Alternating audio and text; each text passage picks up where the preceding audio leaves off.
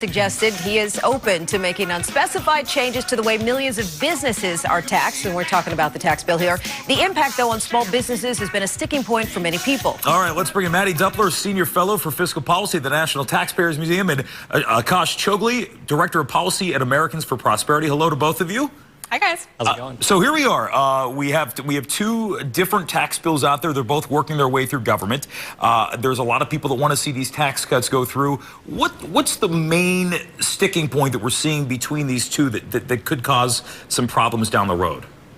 Well, see, I would argue that there aren't many sticking points right now because we saw incredible momentum on the Hill today. The Senate Budget Committee passed their Senate package out of that committee, which means it cleared the way for it to go to the floor. Now, you mentioned in the previous segment a couple different reasons that we've got senators who maybe are a little bit grumpy at this point and not full-throatedly endorsing the bill, but I think that they'll be able to get there. And I think that the vote today in the Senate Budget Committee shows that there's a lot of consensus on the main principles in the bill. That's lowering the corporate tax rate. That's making sure that families all across America get tax relief in this bill. And you mentioned earlier, too, that big businesses, small businesses, these are all questions of whether or not they're treated fairly by the tax code. We know right now they're not, and this tax reform bill would deliver relief for both businesses on the big and small side. Akash, what's your take on that?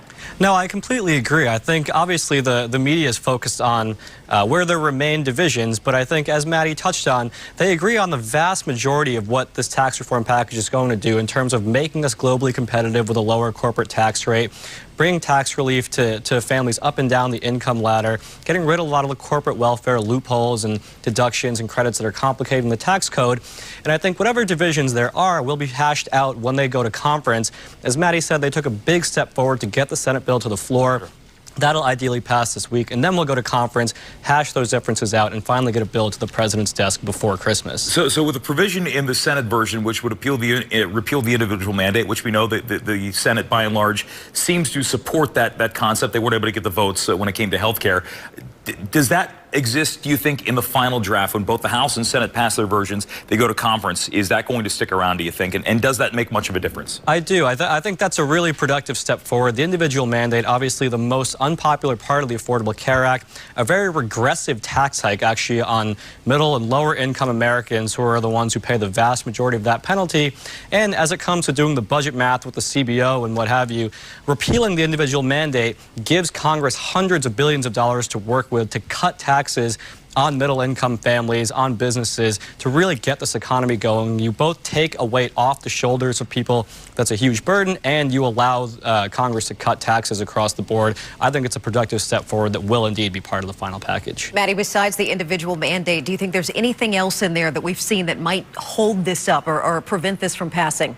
As we mentioned before, there's a lot of consensus on the principles of the bill. Cutting that corporate tax rate down to make sure that American businesses are competitive is super important. Not only does that benefit American businesses, but what you'll see is a rise for American wages. Right now, we've seen a lot of growth in the economy. We've seen, in the past couple quarters in particular, we've seen employment start to tick up once again, but we haven't seen wage growth. So that's a really important component of both bills. And looking at the timing and making sure that that corporate tax rate comes into effect as near term as possible is really important. So the timing on things as it relates to budget rules, that might be something where you might see a little bit of tension between the House and the Senate, only because the House doesn't have some of those rules that the Senate has to contend with. Sure. So this is math that has to happen on the Senate side, but as I mentioned, getting through the Budget Committee today indicates that there's a lot of consensus to be had here and a lot of inertia moving forward. Well, we'll see what happens for sure. Mattie Duppler and Akash Chogli, thank you both for joining us tonight. Thank you. Developing tonight, U.S. officials confirmed North Korea fired an unidentified ballistic missile